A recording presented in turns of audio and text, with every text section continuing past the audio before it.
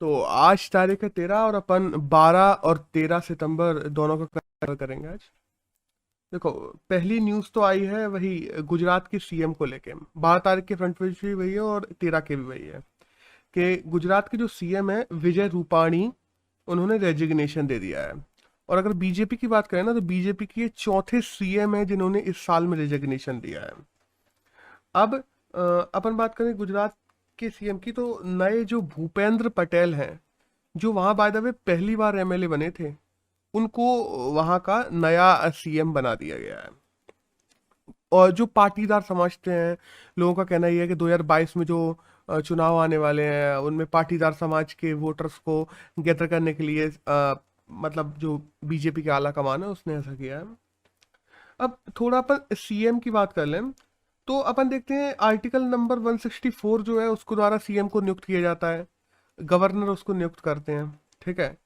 और आर्टिकल 167 के तहत जो गवर्नर होता है, जो काउंसिल ऑफ मिनिस्टर्स होती है, उनके बीच में एडवाइजर के रूप में काम करता है कौन? Chief minister. और बाकी हम जानते हैं कि चीफ मिनिस्टर की कोई टेन्योर फिक्स नहीं होता। चीफ मिनिस्टर जब तक मेजोरिटी में रहती है उसकी सरकार, या मेजोरिटी में जब तक उसकी लेजिस्लेटिव काउंसिल में उसकी उसकी मेजोरिटी रहती है, तब तक वो चीफ मिनिस्टर बना रहता है। और जब जब और हटाने की कहा जाए तो वो खुद से भी हट सकता है। 5 साल बाद जब चुनाव दोबारा होते हैं तब ऑटोमेटिकली हट जाता है।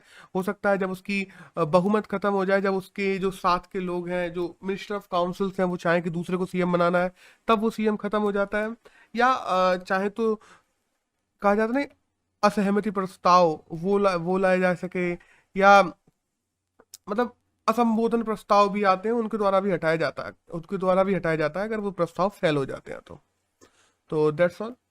अपन को बस यही जानना जरूरी है कि विजय रूपाणी थे जिनको हटाया गया है, और अभी नए की बात करें तो भूपेंद्र पटेल है जिन्हें वहां पे बना दिया गया। एक नेक्स्ट न्यूज की बात करें तो वो आई है जो अपन देखते हैं ना, जॉन कैरी जो यूएस की स्पेशल प्रेसिडेंटियल क्लाइमेट एनवॉय हैं, वो अभी भारत आने वाले हैं। ये भी द हिंदू के फ्रंट पेज पे ही है खबर कि अपन देखते हैं ग्रीन हाउस गैस में भारत थर्ड सबसे बड़ा इमिशन करता है। हाँ, पर कैपिटा के हिसाब से हम लोग बहुत पीछे हैं। पर कैपिटा के हिसाब से हम टॉप 20 में भी नहीं आते, लेकिन ओवरऑल के हिसाब से हम लोग थर्ड नंबर पे हैं, यूएसए और चाइना के बाद में। और हम लोग अगर बात करें ना, इन्हीं चीज पे बात करने के लिए जॉन कैरी अभी आ रहे हैं। और जॉन कैरी किस लिए और आ रहे हैं? क्योंकि हम लोग देखते हैं COP26 होने वाली है, कॉन्फ्रेंस ऑफ पार्टीज। अब ये COP क्या है? देखो, अभी जो COP26 होने वाली है, ये ग्लासगो में होने वाली है और नवंबर 2021 में। अब COP है क्या? ये कॉन्फ्रेंस ऑफ पार्टीज है जो कि क्लाइमेट चेंज एक्शन प्लान है उसको इम्प्लीमेंट करवाने के लिए होती है, हर साल होती है। अब अपन COP की बात करें तो पहली COP अर्थ समिट के बाद बर्लिन में हुई थी, ठीक है। 1995 में पहली COP हुई थी। और याद रखना, ये तीन अलग अलग चीजें हैं। एक है COP जो कि 1995 में हुई थी। उसके बाद में हम लोग देखते हैं कि एक है CMP जो 2005 में हुई थी। और फिर हम लोग देखते हैं कि CMP1, CMA जिसको कहा जाता है, CMP1 को CMA भी कहा जाता है, जो कि 2016 में हुई थी। तो इन तीनों की एक साथ बैठक होती है, COP, CMP और CMA। इन तीनों की बैठक एक साथ होती है, बस मेन COP है इसलिए COP का नाम ले दिया जाता है। तो COP26 क्योंकि वो 1995 से शुरू हुई, 2001 तो 26 साल हो गए, तो 26वीं मीटिंग है। तो COP26 ग्लासगो में होने वाली है। अब हम बात करें ना, इसमें मेन डायलॉग इस बार किसका होने वाला है? जो climate action and financial mobilisation dialogue है, उसके ऊपर मेन बात होने वाली है। अब देखते हैं क्या निकल के आता है, वो तो नवंबर में पता पड़ेगा। एक नेक्स्ट न्यूज की बात करते हैं, तो याद करो ब्रो, अपन लोगों ने कुछ दिनों पहले एक आर्टिकल पढ़ा था जटायु के बारे में। जटायु कंजर्वेशन, जो कंजर्वेशन एंड ब्रीडिंग सेंटर है, जो वाइल्ड लाइफ सेंचुरी, उसके बारे में अपन लोगों ने पढ़ा था कि कैसे कैसे गिद्ध हैं जो हमारे यहाँ, वल्चर्स हैं जो खत्म होते जा रहे हैं इंडिया में हम देखें ना, पिछले 10-15 साल में तकरीबन तकरीबन 50%, और पूरे अगर 50 साल का ले लें तकरीबन, तो तकरीबन 97% जो गिद्ध है वो खत्म हो चुके हैं इंडिया में। इनको कंजर्व करने के लिए अभी एक Jatayu conservation and breeding centre बनाया गया है, जो कि वीर सिखागढ़ वाइल्ड लाइफ सेंचुरी में बनाया गया है। जो वीर सिखागढ़ वाइल्ड लाइफ सेंचुरी है उसमें छोटे से पार्ट को कंजर्वेशन सेंटर बना दिया है इनका। और ये century by the way Haryana में है, और हरियाणा की शिवालिक जो पहाड़ियां हैं उनमें है। तो कहा यह जा रहा है कि जो शेल्टर्ड वल्चर्स हैं, शेल्टर वल्चर मतलब जिनको अपन लोगों ने शेल्टर में रखा हुआ था, वो शेल्टर में ऑटोमेटिकली मरने लगे थे, वो वहां भी मरने लगे थे, उनको नेचुरल हैबिटेट नहीं मिल रहा था। और जो एक तरीके से कहा जाए ना कि अ, खुले में जीने के लिए वो पक्षी पैदा हुए, वैसा ही उनका हैबिटेट है, उनको वैसे नहीं रखोगे तो बायोलॉजिकली वो लोग डिग्रेडेड होने लगते हैं और मर जाते हैं। तो इस वजह से उनको खुले में छोड़ने के लिए जटायु वाइल्ड लाइफ सेंचुरी बनाई गई है, और उनमें इनको रख दिया गया है। और बाय द वे जितने भी गिद्धों को छोड़ा गया है उनमें बहुत ही रैपिड ग्रोथ देखी गई है अभी। और कहा यह जा रहा है कि अगर ऐसी ही ग्रोथ जिस हिसाब से चल रही है, वो लोग मतलब फ्लाइंग जितना वो नॉर्मली फ्लाई करते हैं उससे, मतलब जितना भी नॉर्मली फ्लाई करते हैं वहां तक तो नहीं पहुंच पा रहा है क्योंकि वो बहुत दिन से कंजर्वेशन में थे, लेकिन काफी अच्छा फ्लाई करने लगे हैं। ब्रीडिंग उन लोगों की अच्छी हो रही है, आपस में मिल के जैसे काम करते थे वो लोग। और देखो कंजर्वेशन ब्रीडिंग सेंटर का मतलब ही ये है कि ये लोग वहां पे मरे हुए जानवर पहले से डाल देते हैं जिससे उनको खाने आने की प्रॉब्लम ना हो। और बाय द वे अगर हम बात करें ना तो मेन प्रॉब्लम इनकी खाने की वजह से ही हुई थी।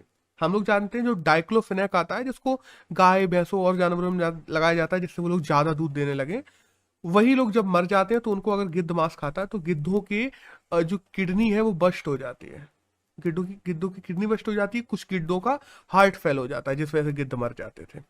तो दैट्स ऑल, यही एक न्यूज थी कि हाँ जटायु वाइल्ड लाइफ सेंचुरी में गिद्धों को छोड़ दिया गया और काफी सही चला वहां पर। एक नेक्स्ट न्यूज की बात करते हैं, वो आई है सीजीआई रमन्ना को लेकर। देखो सीजीआई रमन्ना ने ये कहा है, अपने जो चीफ जस्टिस ऑफ इंडिया है उन्होंने कहा, उन्होंने इलाहाबाद हाई कोर्ट को उसके जो 1975 में उसने जो फैसला लिया था इंदिरा गांधी केस में, उसको लेके एनकरेज किया है। और बाय द वे अगर हम इलाहाबाद हाई कोर्ट की बात करें तो जो उस समय 1975 में जगमोहन सिन्हा थे जिन्होंने इंदिरा गांधी के खिलाफ फैसला सुनाया था। अब देखो हम लोगों को जानना जरूरी हो जाता है कि ये क्या फैसला है, कैसे है। करंट न्यूज इतनी जरूरी नहीं है जितनी हम लोगों के एग्जाम के लिए पीछे जानना जरूरी है।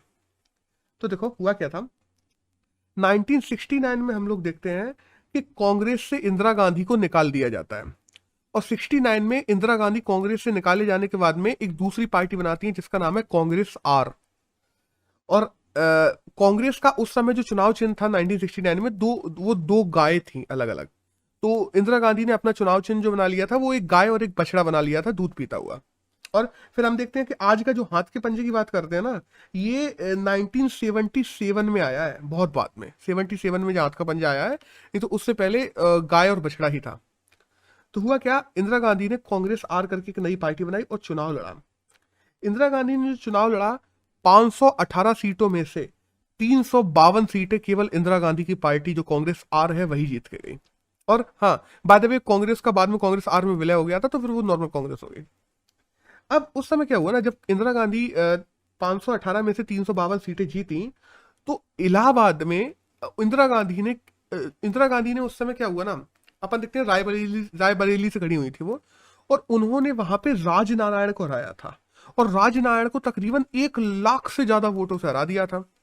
तो राजनारायण चला गया सीधे के सीधे इलाहाबाद हाईकोर्ट, और उन्होंने कह दिया कि इन्होंने जो मशीनरी है उसका गलत प्रयोग किया है, जो सरकारी मशीनरी है उसको अपने इलेक्शन कैंपेन में यूज किया है, चाहे वो डीएम हो, चाहे एसपी हो, चाहे पुलिस हो, चाहे गैजेट ऑफिसर्स हो, चाहे आर्मी हो, चाहे सिंबल्स हो, चाहे काउ सिंबल की अपन लोग बात कर लें कि काउ पॉलिटिक्स की है, आर्म्ड फोर्सेस को यूज किया है, आर्मी के जो सिंबल्स हैं उनको अपने पॉलिटिकल फायदों के लिए यूज किया है।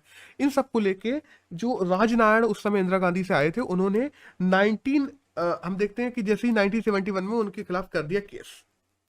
अब जैसे ही यहाँ पे केस किया गया, ये 1975 तक चलता है केस, और 1975 में इलाहाबाद हाई कोर्ट फैसला देती है क्या कि इंदिरा गांधी पे 6 साल के लिए चुनाव लड़ने से बैन लगाया जाता है। अब देखो इसमें कौन कौन सी चीजें प्रूव हुई थी, डीएम एसपी पुलिस या जितने भी गैजेट ऑफिसर हैं उनको इलेक्शन एजेंट बनाना या उनको इलेक्शन के लिए यूज करना, ये सब तो प्रूव हो गया था।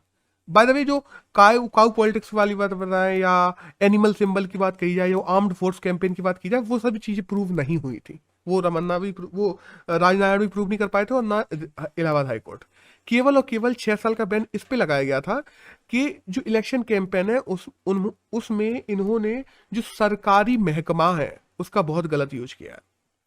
अब हुआ क्या, जैसे ही इलाहाबाद हाईकोर्ट ने इन पे बैन लगाया, ये चली गई सीधे के सीधे सुप्रीम कोर्ट में।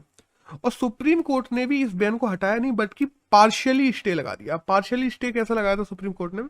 सुप्रीम कोर्ट ने कह दिया था कि हाँ, आप चाहे तो प्रधानमंत्री बनी रह सकती हैं, बट एट द एंड आपको सैलरी नहीं मिलेगी, आप अगला चुनाव नहीं लड़ पाएंगी। ये सारी चीजें सुप्रीम कोर्ट ने भी कह दी। और हम देखते हैं जैसे ही सुप्रीम कोर्ट ने हाई कोर्ट के फैसले पे दिया कि हम इसको पूरी तरह हटाएंगे नहीं, पार्शियली बैन लगाएंगे, ये तारीख थी 24 जून। और 24 जून को ये फैसला आता है और 25 जून से हमारे इंडिया में इमरजेंसी डिक्लेयर कर दी जाती है। तो दैट्स ऑल, फिर वो इमरजेंसी की पूरी कहानी अलग है। तो आज की न्यूज में जो था कि इन्होंने जो इलाहाबाद हाईकोर्ट को प्रेस किया अपने सीजीआई रमन्ना ने, तो उसके बैकग्राउंड में हमें जानना जरूरी था कि ये केस क्या था, बस दैट्स ऑल। एक नेक्स्ट न्यूज की बात करते हैं, वो आई है यूएन विश्व पर्यटन संगठन के द्वारा। ये जो यूएन का विश्व पर्यटन संगठन है, उसने बेस्ट टूरिज्म विलेज के रूप में मध्य प्रदेश का लाडपुरा गांव है, जो कि निवाड़ी डिस्ट्रिक्ट में है। और निवाड़ी डिस्ट्रिक्ट की बात करें तो निवाड़ी डिस्ट्रिक्ट भी अभी 2017 में बनी है, टीकमगढ़ से हटके मध्य प्रदेश में। तो लाडपुरा गांव जो है उसको मध्य प्रदेश में यूएन ने सर्वश्रेष्ठ पर्यटन गांव घोषित कर दिया है, कि बेस्ट टूरिज्म विलेज घोषित कर दिया है। अब ये किस आधार पे किया है? वहाँ पे लोग वो गांव की फैसिलिटीज कितनी अच्छी हैं, वहाँ पे लोग क्या कितना रुक सकते हैं, वहाँ पे देखने लायक क्या क्या चीजें हैं, कैसे टूरिज्म का टेक्सटाइल का विकास कैसे हुआ है, कैसे वहाँ का कल्चर है, उन सब चीजों को, बहुत सारी चीजों को देखते हुए रेटिंग दी गई। और मध्य प्रदेश का जो लाडपुरा गांव है निवाड़ी डिस्ट्रिक्ट का, उसको बेस्ट टूरिज्म विलेज के रूप में नामित किया यूएन ने। एक नेक्स्ट न्यूज की बात करते हैं, तो वो आई है अपने जो एविएशन मिनिस्टर हैं ज्योतिरादित्य सिंधिया, उनको लेकर कि एविएशन मिनिस्टर ज्योतिरादित्य सिंधिया ने, जो हम बात करें ना कि मेडिसिन फ्रॉम द स्काई, एक इनिशिएटिव लॉन्च किया है, कहाँ पे? तेलंगाना में। अब medicine from the sky initiative क्या है? तेलंगाना में कुछ ऐसे क्षेत्र हैं जो बहुत सुदूर क्षेत्र हैं, क्योंकि हम देखते हैं वहाँ अन्नामलाई, अन्नामुड़ी, ये सब पहाड़ियाँ पाई जाती हैं, इलायची की पहाड़ियाँ पाई जाती हैं, बहुत सारी चीजें। इलायची की चलो नीचे है, लेकिन कुछ एरिया तक वहां पे फैली है। तो ऐसी पहाड़ियों पे या ऐसे इलाकों में जो सुदूर एरिया है, जहाँ पे कोई ट्रांसपोर्ट का अभी तक कोई साधन नहीं है, वहां पे दवाइयाँ पहुंचाने के लिए medical from the sky initiative launch किया गया है सिंधिया के द्वारा। इसमें क्या किया जाएगा? 16 क्षेत्रों को अलग अलग टारगेट किया गया है, जिनमें ड्रोन के माध्यम से लोगों पे दवाइयाँ पहुंचाई जाएंगी। अब थोड़ा अगर अपन लोग तेलंगाना की बात करें, 2014 में ये बना था। 7 राज्यसभा की सीटें हैं इसमें, 12 लोकसभा की सीटें हैं, हैदराबाद कैपिटल है। That's all. अब एक नेक्स्ट न्यूज की बात करें तो वो आई है एमा को लेके। हम लोगों ने कुछ दिनों बाद पहले बात की थी, अभी 1-2 दिन पहले, कि यूएस ओपन में यूके की पहली महिला ऐसी हैं एमा, जो इतने आगे तक पहुंच गई, क्वालिफाइंग स्टेज तक पहुंच गई है। और आज ये खबर आई है, कल आ गई थी, कि एमा ने पहली यूके की ऐसी महिला बन गई है जिन्होंने यूएस ओपन जीत लिया है। और वहीं हम देखते हैं कि पुरुषों में जो डेनियल है, उन्होंने भी यूएस ओपन जीत लिया है नोवाक जोकोविच को हरा के। तो अब देखो, पिछले अगर तीनों की बात की जाए तो लगातार नोवाक ही जीतते चले आ रहे थे। इस बार पहली बार ऐसा हुआ है कि हाँ, नोवाक हारे हैं। तो दैट्स ऑल। इस बार डेनियल और एमा है, एमा यूके की पहली ऐसी महिला है जिन्होंने यूएस ओपन जीता है। एक नेक्स्ट न्यूज की बात करते हैं जो है नेट ग्रिड को लेकर। नेट ग्रिड क्या है? नेशनल इंटेलिजेंस ग्रिड है। होता क्या है ना, देखो, हम लोगों ने देखा था कि हम लोगों के यहाँ 26/11 हुआ था, जो 2008 में हुआ था, जब कसाब आया था और मुंबई में टेररिस्ट अटैक हुआ था। उसके बाद से इंडिया ने गौर किया था कि हमारे पास में कोई एक ऐसा सामरिक डेटाबेस नहीं है जिसमें हमने सारे के सारे जो मुजरिम हैं, सारे के सारे जो कैदी हैं, क्योंकि उसमें हम लोगों ने पाया था कि बहुत सारे मुजरिमों ने भी उनका साथ दिया था, बहुत सारे ऐसे लोगों ने भी साथ दिया था जो गलत कामों में लिप्त थे पहले से। और अगर हमारे पास में हमारी सारी एजेंसीज को पता होता, डेटाबेस एक डेटाबेस होता सारे के सारे मुजरिमों का, तो एजेंसी शायद इन लोगों को पहले पकड़ सकती थी। ये सब होता ही नहीं। वही ना, अपनी प्रॉब्लम ये, एनआईए का डेटाबेस अलग है, रॉ का डेटाबेस अलग है, पुलिस ने अपना अलग डेटाबेस बना कर रखा है। थानों में लोगों को आपस में नहीं पता कि इनके खिलाफ कोई केस चल भी रहा दूसरे थाने में कि नहीं चल रहा, कुछ पता नहीं है, सबका अपना अपना डेटाबेस है। तो ये डेटाबेस की प्रॉब्लम सॉल्व करने के लिए एक नेट ग्रिड नाम का प्रोग्राम शुरू किया गया था 2009 में, कि सारे पुलिस स्टेशन, सारे रॉ, सारे एनआईए, ये वो सबके मुजरिमों का डाटा एक जगह पर रखा जाएगा जिसका नाम होगा नेटग्रिड। और कोई भी सरकारी एजेंसी अनटिल एंड अनलेस कि वो एंटी टेररिज्म के लिए काम कर रही हो, पहले ही केवल एंटी टेररिज्म के लिए ही, तो वो लोग इस डेटे का इस्तेमाल कर सकेंगे और पता कर सकेंगे कि हाँ ये एक पर्टिकुलर आदमी है, इसके खिलाफ कहीं पे कोई केस चल रहा है या कुछ चल रहा है, वो सब चीजें पता कर पाएंगे। तो नेट ग्रिड शुरू किया गया था 2009 में। अभी इस प्लेटफॉर्म को जारी कर दिया गया है और ये प्लेटफॉर्म अब इंडिया में काम करने लगा है। 12 साल लगे इस प्लेटफॉर्म को बनने में इंडिया में। अब इससे क्या होगा ना, इंफॉर्मेशन एक्सट्रैक्शन आसान हो जाएगा हमारी एजेंसीज के लिए, क्योंकि इसमें 14,000 से ज्यादा पुलिस स्टेशन का डाटा है। उसके बाद में देश की जो एपेक्स एजेंसीज हैं, इन्वेस्टिगेशन एजेंसीज, उनका डाटा भी है इसमें। लेकिन बहुत से लोगों का कहना यह भी है कि इसका गलत इस्तेमाल भी किया जा सकता है, डाटा मैनिपुलेट किया जा सकता है। तो देखते हैं आने वाले समय में क्या होता है। एक नेक्स्ट न्यूज की बात करते हैं, तो हम देखते हैं कि ईरान क्या करता था ना, अपने यहाँ जो न्यूक्लियर प्रोग्राम चल रहे हैं उनका इंस्पेक्शन नहीं करने देता था किसी को भी। सब लोगों का मानना यह था कि ईरान न्यूक्लियर एनर्जी को इसलिए यूज कर रहा है कि हथियार बनाने के लिए या इन सब चीजों में ज्यादा यूज कर रहा है, और वो किसी भी देश को इन्वेस्टिगेशन नहीं करने देता। जो इंटरनेशनल एजेंसी है न्यूक्लियर, देखो एक एजेंसी जिसका नाम है international atomic energy agency, IAEA, जो 1957 में बनाई गई थी वियना में, और ग्रॉसी है जो इस टाइम उसके हेड है, ठीक है। तो और वियना में ही इसका हेडक्वार्टर भी है। तो IAEA क्या करता है, जितनी भी न्यूक्लियर देश हैं उन सबको मॉनिटर करता है कि अपनी न्यूक्लियर पावर या न्यूक्लियर का ये लोग गलत यूज ना करें, हथियार बनाने में यूज ना करें। तो IAEA को ईरान ने अपने यहाँ बैन करके रखा था, वो आने ही नहीं देता था। यही वजह थी कि हम लोगों ने कुछ दिनों पहले देखा था, आज से तकरीबन 2 साल पहले, कि JCPOA करके एक एग्रीमेंट हुआ था यूएस, ब्रिटेन, फ्रांस, जापान और ईरान, ये बहुत सारे देश थे उसमें। तो उससे यूएस ने खुद को विड्रॉल कर लिया था और फिर ईरान पे सैंक्शन लगा दिए थे JCPOA से निकलने के बाद। तो अभी ये न्यूज आई है कि ईरान ने जो इंटरनेशनल इंस्पेक्शन एजेंसी है जो IAEA है, उसको अपने यहाँ सर्विलियंस करने के लिए अलाउड कर दिया है। और कहा यह भी जा रहा है कि अगर ये सर्विलेंस अच्छे से होने लगा तो ईरान पे लगे हुए सैंक्शन में भी शायद इन फ्यूचर हट जाएंगे। अब देखते हैं आने वाले समय में क्या होता है। एक नेक्स्ट न्यूज की बात करते हैं, वो आई है world's largest port and terminal operation को लेकर। ये शुरू होने वाला है हमारे यहाँ तमिलनाडु में। तकरीबन 2000 करोड़ का इन्वेस्टमेंट आने वाला है। एक US बेस्ड कंपनी है जिसका नाम है DP वर्ल्ड। तो DP वर्ल्ड के द्वारा world's largest port and terminal operation बनाया जा रहा है तमिलनाडु में। और स्टालिन जो वहां के अभी CM है तमिलनाडु के, उन्होंने इसकी घोषणा की है। बाय द वे, अगर हम बात करें ना DP वर्ल्ड कंपनी की, DP वर्ल्ड कंपनी ने पहले भी अब हमारे यहाँ काम किया है और पहले भी अब तमिलनाडु में ही काम किया है। हम देखते हैं कि चेन्नई का जो कंटेनर टर्मिनल है, जिसको CCTL भी बोलते हैं वो लोग, उसको भी निर्माण DP वर्ल्ड ने ही किया था। और अभी वर्ल्ड लार्जेस्ट टर्मिनल और जो ऑपरेटर पोर्ट है वो भी यही बना रही है। नेक्स्ट न्यूज की बात करते हैं, वो आई है जापान की तरफ से कि जापान ने वियतनाम के साथ में मिलकर एक डिफेंस पैक्ट किया है। और इस डिफेंस पैक्ट के अंतर्गत जापान अब वियतनाम को हथियार देना शुरू किया। और देखो ओवरऑल टेंशन बढ़ जाती हैं अगर वियतनाम ताकतवर बनता है या साउथ ईस्ट एशिया ताकतवर बनता है, तो टेंशन बढ़ती है चीन के लिए, क्योंकि वहां पे अपन देखते हैं चीन सागर है, और जो साउथ चाइना सी है उसमें चीन पूरे को खुद का आधिपत्य मानता है। और कोई दूसरे देश अगर ताकतवर होंगे तो सीधी सी बात है एकाधिकार खत्म हो जाएगा उसका। तो ओवरऑल में चाइना ने इसको पूरी तरीके से, इस पूरी डील को कहा है कि ये नहीं होनी चाहिए, कंडेम किया है। बट जापान और वियतनाम आपस में डिफेंस डील कर रहे हैं। दरअसल नेक्स्ट न्यूज की बात करते हैं, तो आइए human rights and terrorism in India, एक बुक के बारे में जिसका नाम है human rights and terrorism in India. ये सुब्रमण्यम स्वामी के द्वारा लिखी गई है, उनके ही द्वारा लॉन्च की गई है। तो दैट्स ऑल, बस पता होना चाहिए कि इस बुक के राइटर कौन है। एक नेक्स्ट न्यूज आई है चाइना के साइबर स्पेस को लेकर। देखो चाइना ने क्या किया ना, एक cyber space administration of China बनाया है।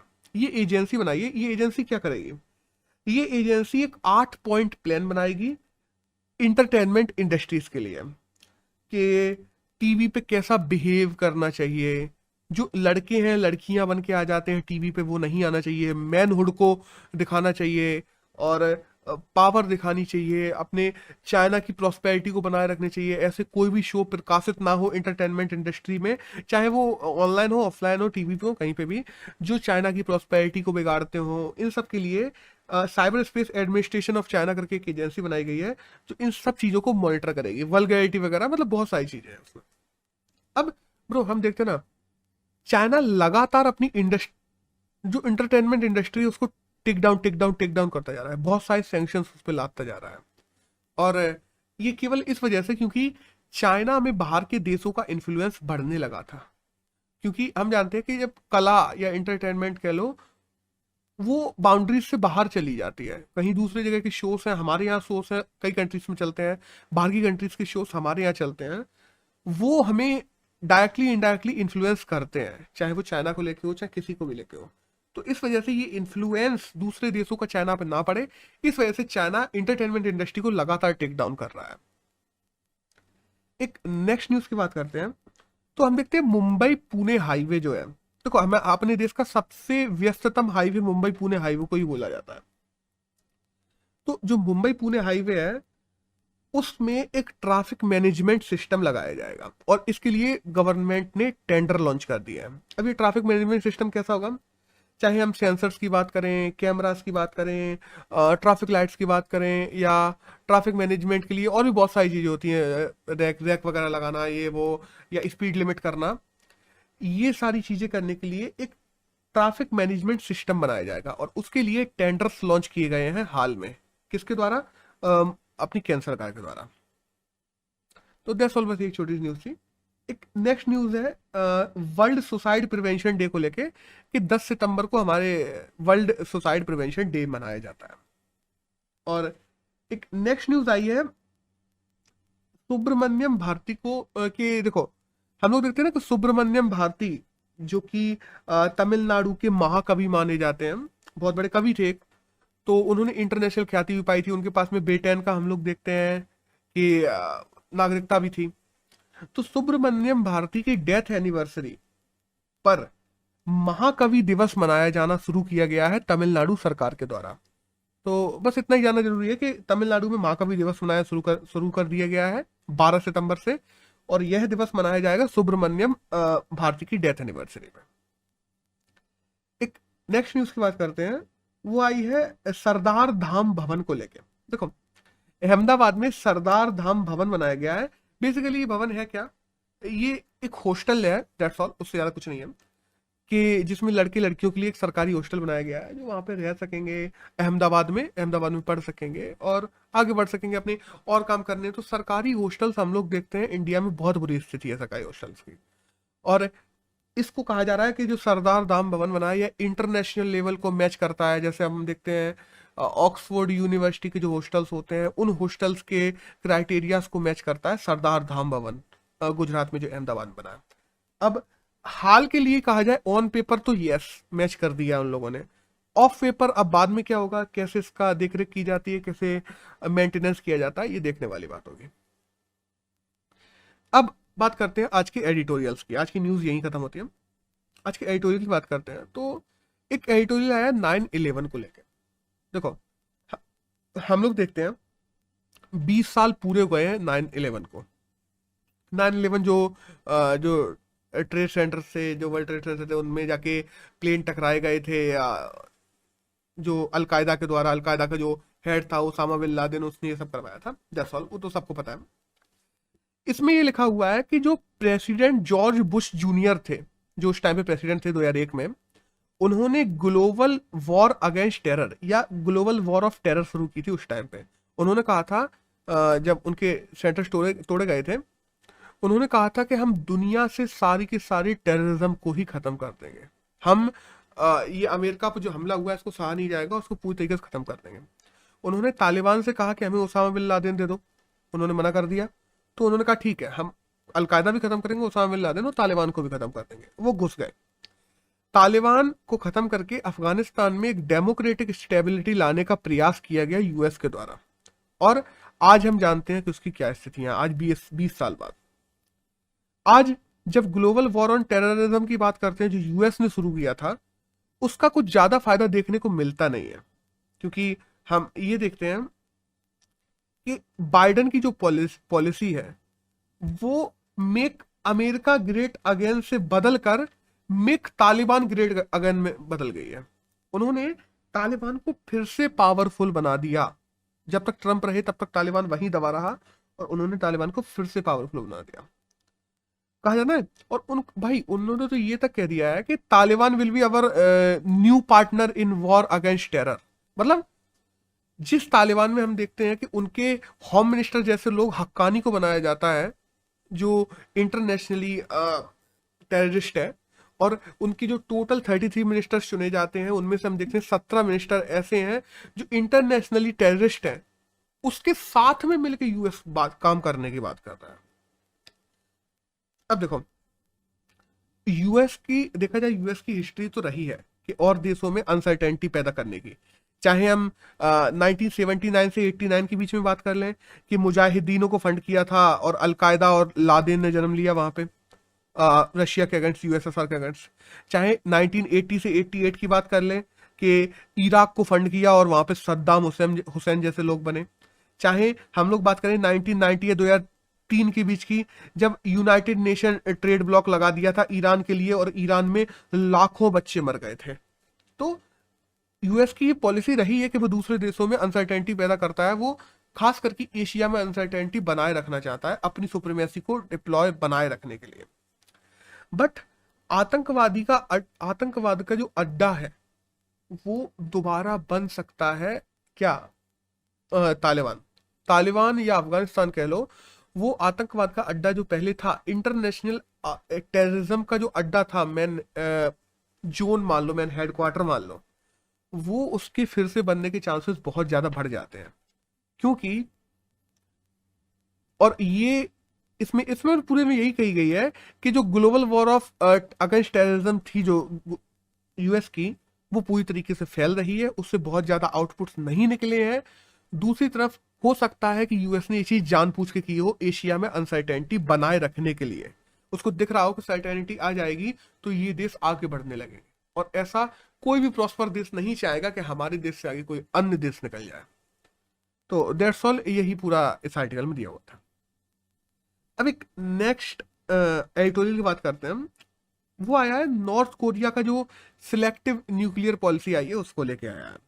अब इसमें क्या है, देखो हम देखते हैं ना, यूएस अफगानिस्तान से बाहर निकल आया है पूरी तरीके से, और हम देखते हैं कि अब यूएस कह रहा है कि हमारा पूरा स्टांस होगा नॉर्थ कोरिया को लेके। अब ज्यादा नॉर्थ कोरिया की हम बात करें तो देखो हम भी जानते हैं कि नॉर्थ कोरिया में क्या हालत है। नॉर्थ कोरिया के जो वहाँ के चीफ हैं जो किम जोंग उन है, उनके द्वारा हम लोग सब जानते हैं कि जहां दूसरे देश बात करते हैं कि हम न्यूक्लियर एनर्जी को बढ़ाएंगे सिक्योरिटी के लिए, अपने यहाँ एनर्जी बनाने के लिए, अपने यहाँ प्रॉस्पेरिटी को स्थापित करने के लिए, पीस को स्थापित करने के लिए हम न्यूक्लियर एनर्जी बढ़ाएंगे। वहीं नॉर्थ कोरिया का जो शासक है वो कहता है कि हम हथियार बनाने के लिए यूज करेंगे न्यूक्लियर एनर्जी। और हम भी जानते हैं कि इसी वजह से नॉर्थ कोरिया पे इकोनॉमिकल सैंक्शंस लगा के रखे हैं हम लोगों ने भी, और नॉर्थ कोरिया ने भी अपनी अर्थव्यवस्था काफी हद तक बंद करके रखी है। बहुत मिनिमम ट्रेड है जो वहां से होता है।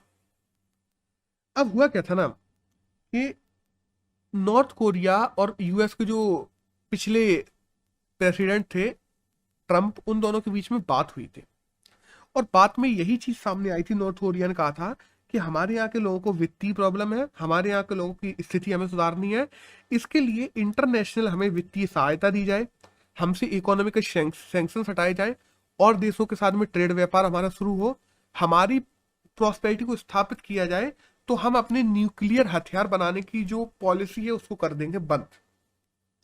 यूएस ने भी इस पे साइन कर दिया था और नॉर्थ कोरिया ने भी इस पे साइन कर दिया था। उसके बाद हम देखते हैं ट्रंप चले गए, नए प्रेसिडेंट आ गए जो बाइडन। तब से वो डील वहीं की वहीं पड़ी है, उसकी आगे कुछ नहीं बढ़ा, केवल वो कागजों में सिमट के रह गई वो डील। अभी जो IAEA है, जो हम लोगों ने कुछ देर पहले भी बात की, जिसका नाम है इंटरनेशनल एटॉमिक एनर्जी एजेंसी, जो कि ये देखती है कि कहाँ एटॉमिक एनर्जी का कैसे यूज हो रहा है, कौन यूज कर रहा है, कितना यूज कर रहा है। उसने अपनी सैटेलाइट इमेजेस से नई चीज बताई है कि नॉर्थ कोरिया ने दोबारा से न्यूक्लियर एनर्जी को एक्सट्रैक्ट करना और उसके ऊपर काम करना शुरू कर दिया है। आईएईए का कहना ये है कि जो वेपन ऑफ मास डिस्ट्रक्शन है, बेसिकली न्यूक्लियर, तो उसको ही बनाना शुरू कर दिया है फिर से नॉर्थ कोरिया ने। और देखो, नॉर्थ कोरिया एक बहुत छोटा देश है, ना तो बहुत बड़ा लैंड है उसके पास में, ना बहुत ज्यादा जनसंख्या है, बट इतने ज्यादा वेपन्स बनाना वर्ल्ड कम्युनिटी के लिए कितना खतरनाक हो सकता है। क्योंकि फिर वही है ना कि तुम अपने पीस के लिए नहीं बना रहे, तुम बना ही वॉर के लिए रहे हो उनको। जो जो डिस्ट्रक्टिव ऑफ डेटरेंस कहा जाता है ना, यूएस की तरफ से वो दिखाया जा रहा है।